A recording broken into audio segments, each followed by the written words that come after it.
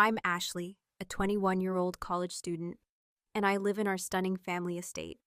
Well, technically, it's my estate now. My father bequeathed it to me when he tragically passed away 3 years ago from a sudden cardiac arrest. I was only 18 then, just starting college, when we received that devastating phone call. 1 minute, Dad was his usual vibrant self, and the next, he was gone. Even now, the memory pierces my heart like a shard of glass. The house itself is breathtaking. It's the kind of place that makes people slam on their brakes and gawk as they drive by. 2 stories of elegant architecture, perfectly manicured lawns stretching out like emerald carpets, and a kitchen that would make even the most celebrated chef green with envy. I live here with my mom, Eleanor, who's 48. Dad, ever the provider, made sure she'd be taken care of too, leaving her a monthly allowance of $3,000 for life. What truly astonished me was how serenely Mom accepted everything. There were no arguments, no bitter complaints about me inheriting the house. She simply smiled, a sad but knowing smile, and said, "Your father always knew what he was doing." That's one of the things I've always admired about my mom. Her incredible ability to navigate the most turbulent situations with such grace. We settled into a comfortable, albeit quieter, routine after Dad's passing. Mom and I became even closer, if that was possible. She'd lovingly prepare my favorite breakfast every morning, and we'd linger over coffee, discussing my classes and sharing anecdotes about our days. Everything was good, or at least, I desperately wanted to believe it was. That's precisely why what happened a few months ago slammed into me with the force of a Mack truck.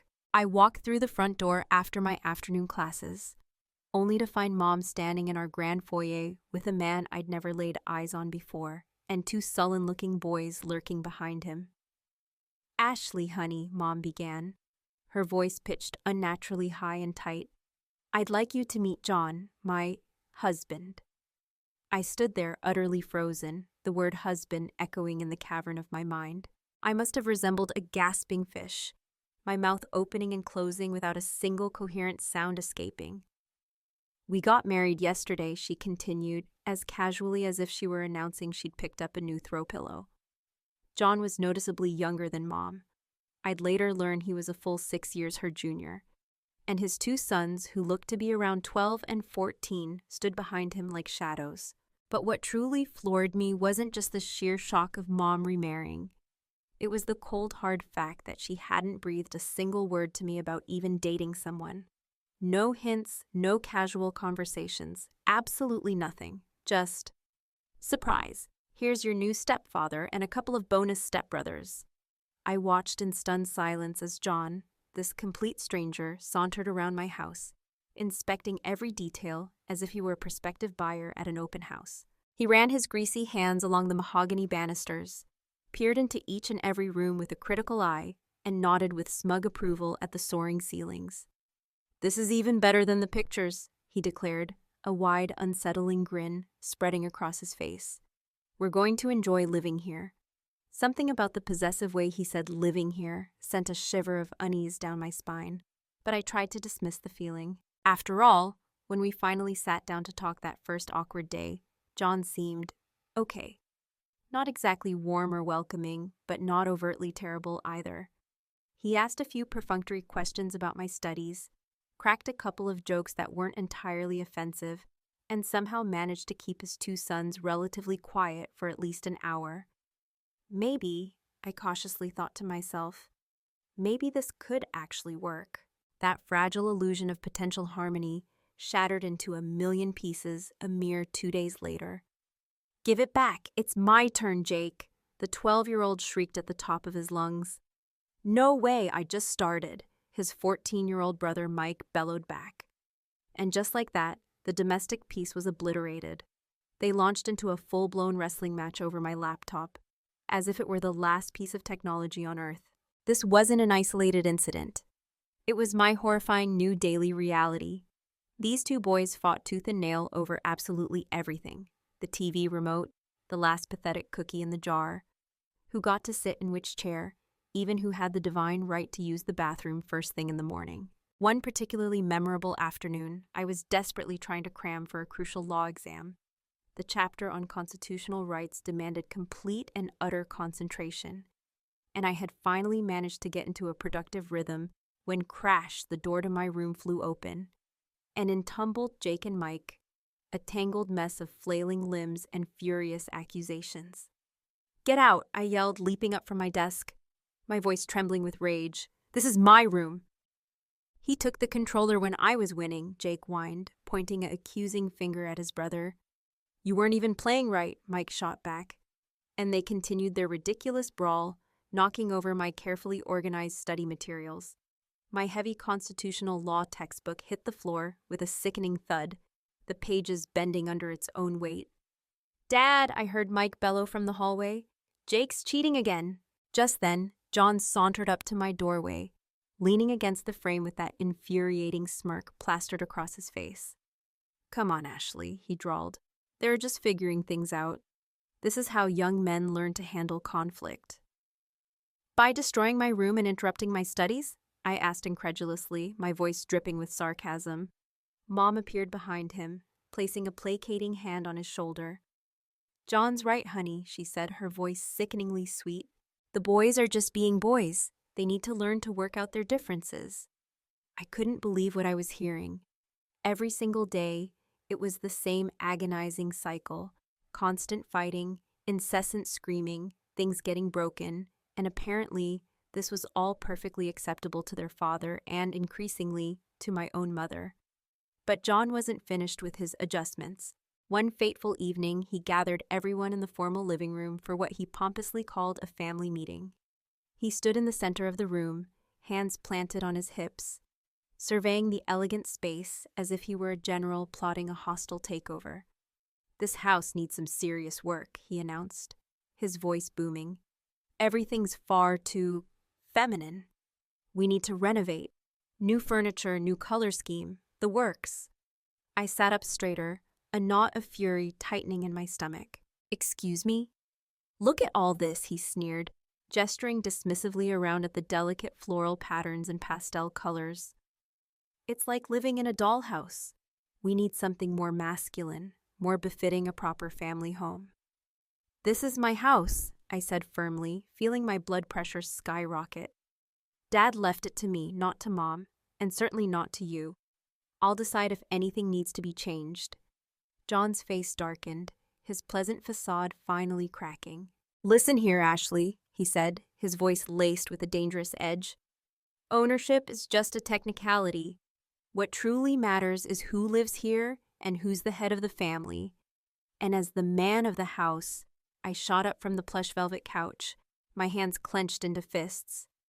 "Let me make something crystal clear," I interrupted, my voice trembling with barely suppressed rage. "You don't command anything in this house. You live here because you're my mother's husband, and your obnoxious sons are here only because I allow it." The change in John's face was instantaneous, like a cheap mask suddenly dropping away. His eyes narrowed into menacing slits, and that fake saccharine smile vanished completely. In 3 swift, menacing strides, he was standing right in front of me, using his considerable height to try and intimidate me. "Listen here, you spoiled little princess," he snarled, his voice dropping to a low, dangerous growl. "I won't have some entitled college kid telling me what I can and can't do in my own home." "It's not your home," I repeated, standing my ground even as my heart hammered against my ribs like a trapped bird. "And it never will be." What happened next seemed to unfold in agonizing slow motion. John's face turned an alarming shade of crimson, and he abruptly raised his hand, taking a wild swing directly toward me. The movement was so sudden and aggressive that Mom gasped from across the room, her hand flying to her mouth. But I didn't flinch. Instead, with a surge of adrenaline, I yanked my phone from my pocket and held it up, my finger hovering over the emergency call button.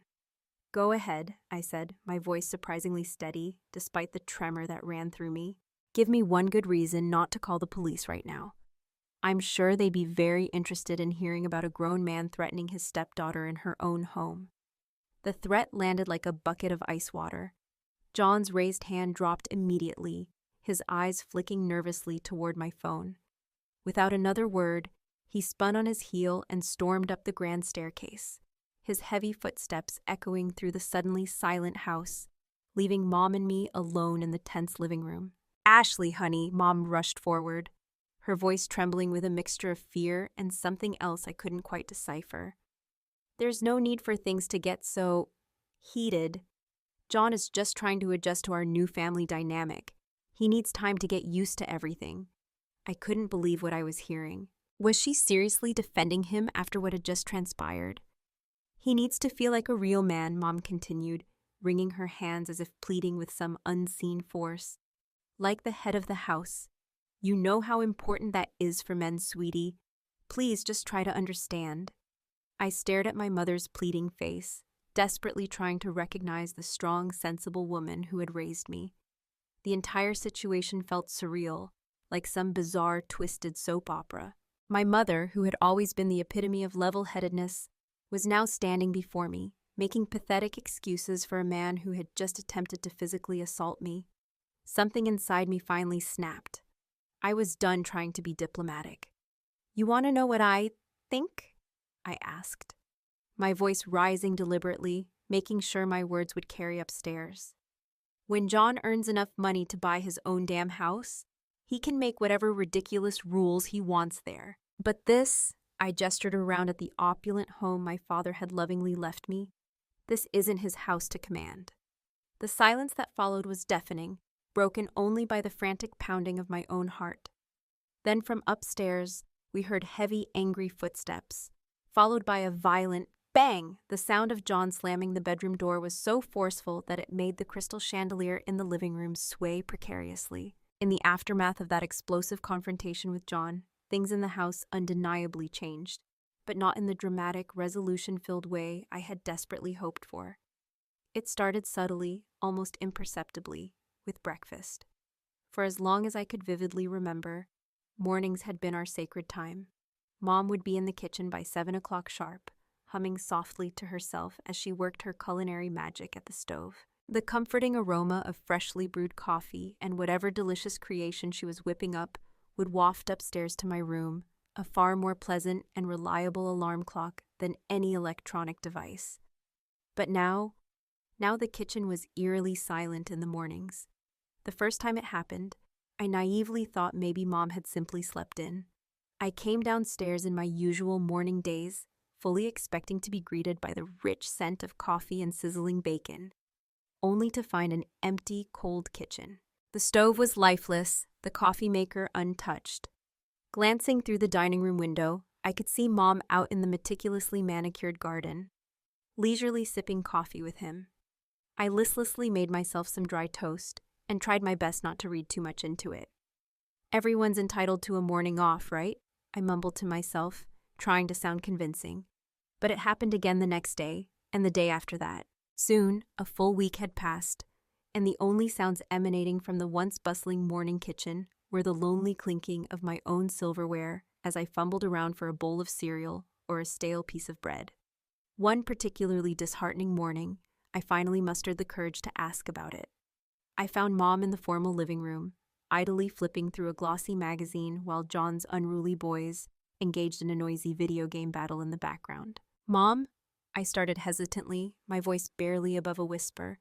Is everything okay? You haven't been cooking breakfast lately."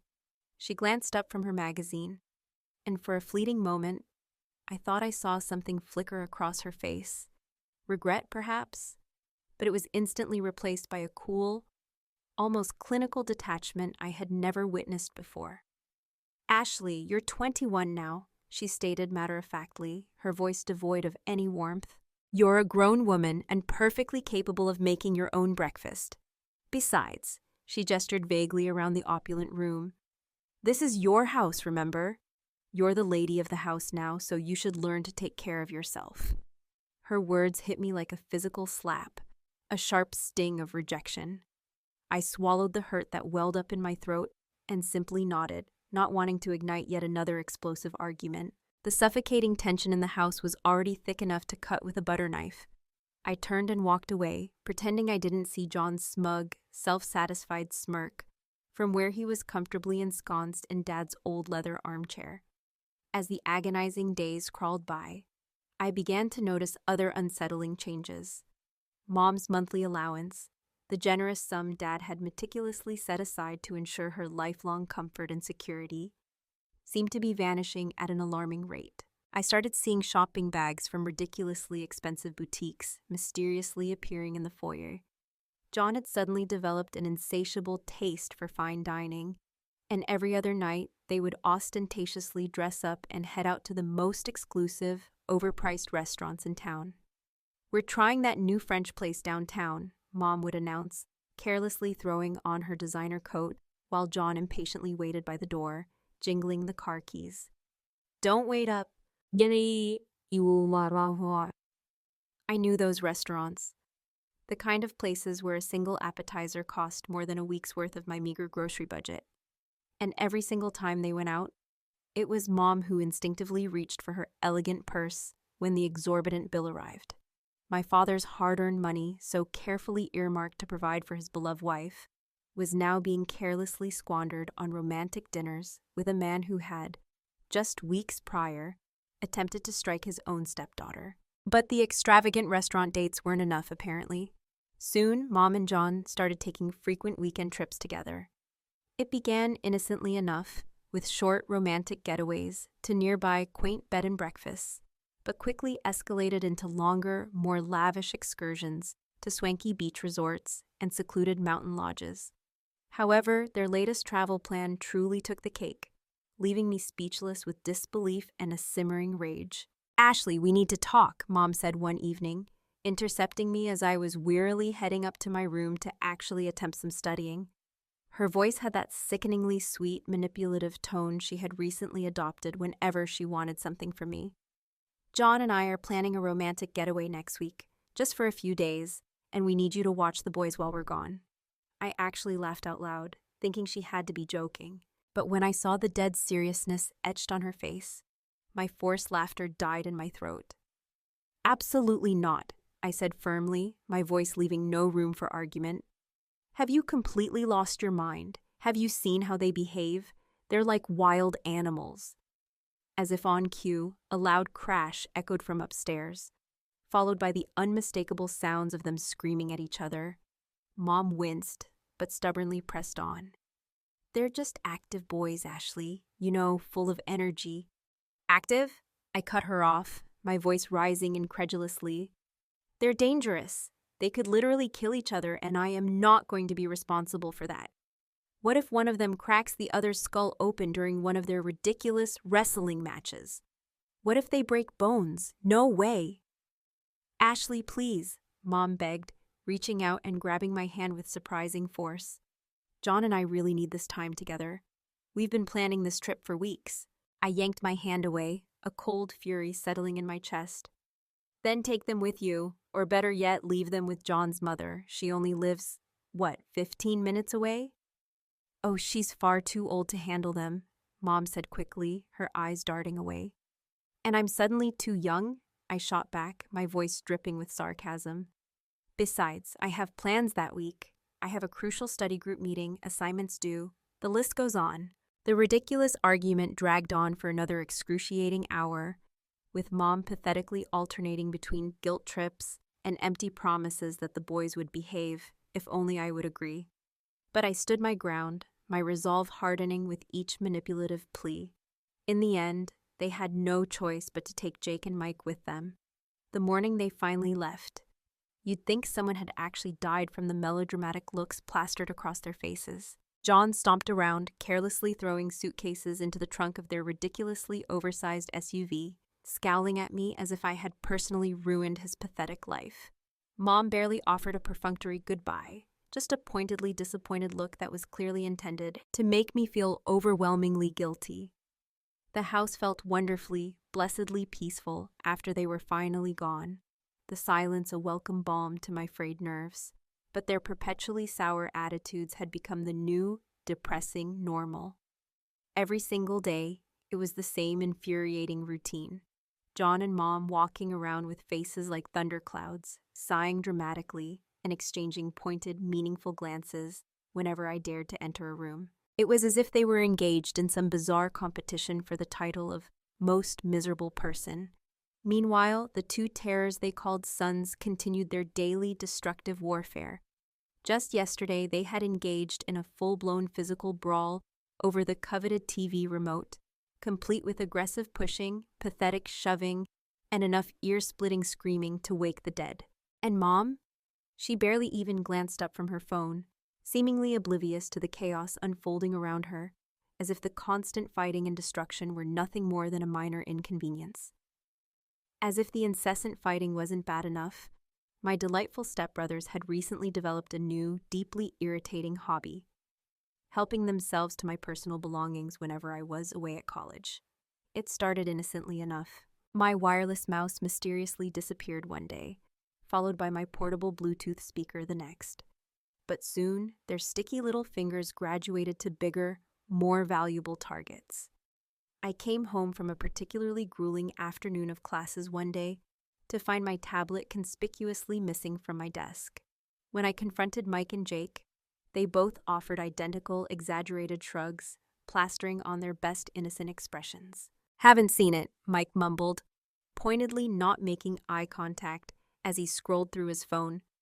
"Nope, no idea," Jake echoed, suddenly becoming intensely interested in meticulously retying his shoelaces. This infuriating charade went on for 3 agonizing days. 3 full days of them playing dumb while I knew, with every fiber of my being, that one of them had pilfered it. Finally, I had reached my breaking point. While Mike was conveniently away at soccer practice, I marched straight into his disaster of a room. The place was an absolute pigsty. Clothes strewn everywhere like discarded rags, sticky candy wrappers stuffed haphazardly between books, and posters hanging crookedly on the walls, as if a small tornado had recently ripped through. I started searching methodically, my anger fueling my determination. I rummaged through overflowing drawers, peered under the suspiciously lumpy bed, and even braved the depths of his overflowing closet.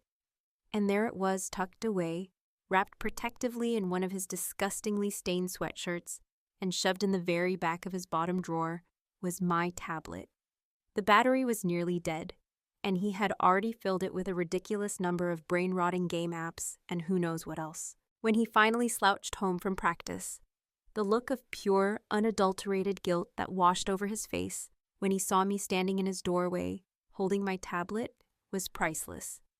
I was going to give it back," he mumbled weakly, his eyes darting nervously. "Like hell you were," I snapped, my voice dangerously low. "Stay out of my room and stay the hell away from my things." But predictably, they didn't learn, not even a little bit.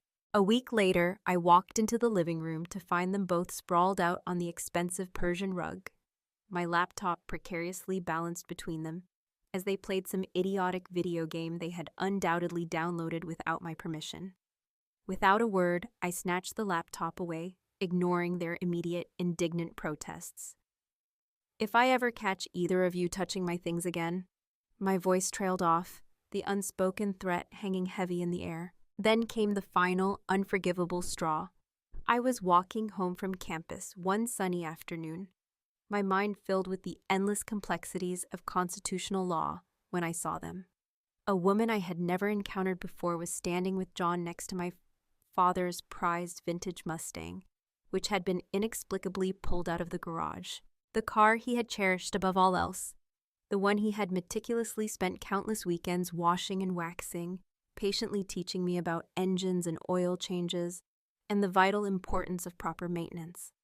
My stomach plummeted with a sickening lurch as I got closer and overheard their casual conversation. "Excellent condition," the woman was saying, circling the gleaming car with an appraising eye.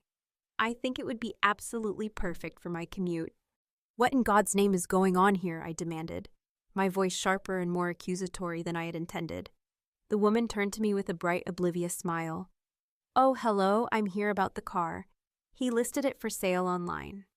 I felt as if someone had just dumped a bucket of ice water down my back, the shock stealing my breath. "This car is not for sale," I stated firmly, my voice trembling with disbelief and rising anger. "It belonged to my father." John's face twisted into an ugly, contemptuous sneer. You should be thanking me, he spat, his voice dripping with venom. I actually found some gullible idiot willing to buy this piece of junk. It's practically a woman's car anyway. No self-respecting man would be caught dead driving it. I stood there utterly frozen as he continued his hateful rant, his words like physical blows. Your father? He practically spat the word, his face contorted with disgust. Clearly didn't know a damn thing about cars, driving around in this ridiculous thing like some... He waved his hand dismissively, searching for an appropriately insulting comparison. No wonder he acted like a woman. A real man would have bought a proper car. I finally found my voice, turning to the bewildered woman who was still hovering uncertainly near the Mustang. I am so incredibly sorry, but you've been terribly misled, I said, my voice surprisingly calm despite the raging storm inside me. This car is absolutely not for sale. It never was and it never will be. My voice was firm, leaving no room for misinterpretation. I strongly suggest you look elsewhere. She glanced nervously between John's furious face and my resolute stance, clearly sensing the volatile tension crackling in the air. With a hesitant nod, she quickly turned and hurried away, her heels clicking on the driveway. I didn't wait to watch her disappear down the street. Instead, I walked over to my father's beloved car, carefully backed it into the safety of the garage, and firmly locked the door. Then I turned to face John, who was practically vibrating with unadulterated rage. Give me the garage keys, I demanded, my voice low and steady, belying the fury churning within me. And don't you ever go near my father's car again. His face contorted with pure, unadulterated fury as he yanked the keys from his pocket and threw them at my feet with violent force. They clattered loudly against the concrete driveway as he stormed off, muttering a string of vile curses under his breath. That evening, Mom cornered me in the kitchen, her face a mask of cold fury. How dare you speak to John that way? She hissed, her voice low and venomous. Do you have any idea the kind of problems you're creating for yourself? I slammed my water glass down on the granite countertop, the sharp sound echoing in the tense silence. Problems? You want to talk about problems? How about him trying to sell Dad's car behind my back? How about him insulting Dad's memory in the most disgusting way imaginable? He was just trying to help. That car is just sitting there, collecting dust. That car, I cut her off, my voice trembling with anger and hurt, is mine, just like this house is mine. And I have had enough. John and his obnoxious sons need to leave. I am done with the constant fighting, the blatant stealing, the utter disrespect. I am done with all of it. You're kicking us out? Mom's voice rose to a shrill shriek, her eyes wide with disbelief and a hint of something akin to panic. Your own mother? No, Mom, not you, I said, taking a deep breath to try and control the overwhelming emotions threatening to consume me. You can stay. You're my mother, and this was your home with Dad too, but John and the boys need to go. She stared at me as if she didn't even recognize the person standing before her, her face a mixture of shock and disbelief. Then her expression hardened into stubborn defiance. If they go, I go. Her words hit me like a physical blow, a sharp, unexpected pain that momentarily winded me. But I stood my ground, my resolve unwavering. That's your choice, Mom. They were gone by the following afternoon. I watched from my bedroom window as they sullenly loaded their cheap-looking boxes and overflowing suitcases into their beat-up cars. Mom didn't even offer a goodbye, just a final icy glare that spoke volumes of her resentment. After they finally drove away, leaving an unsettling silence in their wake, I retreated to Dad's study, surrounded by his comforting books and familiar photographs, trying to process the whirlwind of events that had just transpired. But one persistent, nagging thought kept circling in my mind. This wasn't over. John wasn't the kind of man to walk away quietly and gracefully. I knew deep down that I needed help, professional help. The very next morning, I picked up the phone and called Dad's old friend and trusted lawyer, James Wilson. He had meticulously handled Dad's will and had always warmly told me to contact him immediately if I ever found myself in need of anything. This is serious, Ashley, he said gravely after I had recounted the entire sordid saga, my voice still trembling with residual anger and hurt. Your mother has absolutely no legal claim to the property. Your father's will was crystal clear about that. But if she decides to file a lawsuit, I started, a wave of anxiety washing over me. But then I stopped. These days, I honestly wasn't sure what Mom was capable of. Legal battles are expensive, Ashley, James continued, his voice calm but firm. Even if we win, and we would win, you'd end up spending a significant amount of money and a considerable amount of time fighting this out in court, not to mention the immense emotional toll it would take. He leaned back in his worn leather chair, his expression thoughtful. My best advice? Try to resolve this amicably before it escalates to that point. James's astute prediction proved to be tragically accurate, and sooner than I could have ever anticipated. Just 2 days after our sobering meeting, my phone rang, Mom's name flashing ominously across the screen. I'm filing a lawsuit, she stated without any preamble, her voice cold and hard. For division of property. You can't just throw us out on the street like we're garbage. I contacted James immediately after hanging up, my heart sinking with a heavy sense of dread. Let's try mediation first, he suggested, his voice reassuring despite the grim circumstances. Get everyone in a room with a neutral third party. It'll be significantly cheaper and much faster than a protracted court battle. The mediation was scheduled for the following week. I arrived early, accompanied by James, the knot of anxiety in my stomach tightening with each passing minute. Mom walked in a few minutes later, flanked by her own lawyer and, predictably, John, who couldn't seem to resist the opportunity for one last power play. James immediately took control of the tense meeting, his presence a calming force in the charged atmosphere. Let's be absolutely clear about what we're dealing with here, he began, his voice firm and authoritative as he spread out several important-looking documents on the polished conference table. Mr. Parker's will was ironclad. He had it meticulously drawn up by one of the best estate lawyers in the entire state, me. He methodically walked them through the intricate legal details, his voice calm but unwavering. The house, the car, absolutely everything was explicitly left to Ashley, as his Eleanor Parker, you received a very generous monthly allowance, which I understand you are still currently receiving. There is simply nothing here to legally dispute. Mom's lawyer shifted uncomfortably in his chair, avoiding eye contact, as James continued his persuasive argument.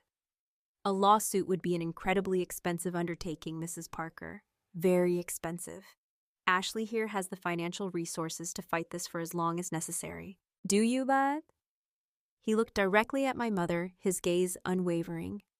Are you truly prepared to drain your savings, possibly even go into significant debt, for a case you simply cannot win? John predictably jumped up, his face flushed with anger. Of course she wants to continue. We're not going to let some spoiled brat. Mr. Stevens, James cut him off sharply, his voice leaving no room for argument. You are not a party to this discussion. I am addressing Mrs. Parker. In fact, he added pointedly, I think it would be far more productive if you waited outside. John's face turned that familiar shade of angry red. With a violent huff, he stormed out of the conference room, slamming the heavy door behind him with such force that the blinds rattled precariously. In the sudden, tense silence that followed his dramatic exit, I watched my mother. She looked smaller somehow, more defeated, the fight seemingly draining out of her. The monthly allowance continues for your entire life, Eleanor, James reminded her gently, his voice softening slightly. That's $3,000 every single month, guaranteed. But legal fees could easily eat that up for years to come. Is that truly what you want? Mom looked down at her hands, her shoulders slumping slightly. Then she finally glanced at her own lawyer, who gave a barely perceptible shake of his head. No, she said finally, her voice barely above a whisper, the fight completely gone. No, I don't want that. The paperwork was already prepared. A document formally acknowledging the terms of Dad's will and irrevocably waiving any future claims to the estate. Mom signed it without even looking at me, her expression unreadable. Before she left the sterile conference room, I quietly handed her a sealed envelope.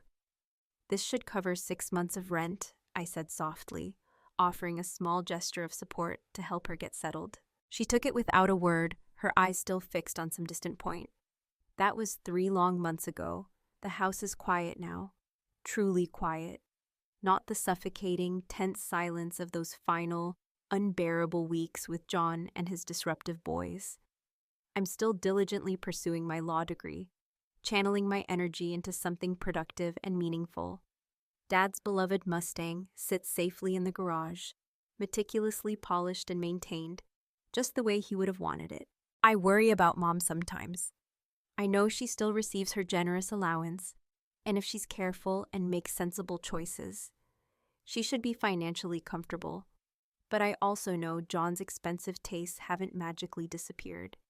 And I've heard through mutual, albeit unreliable, friends about their continued weekend trips and extravagant shopping sprees. That's her choice, though.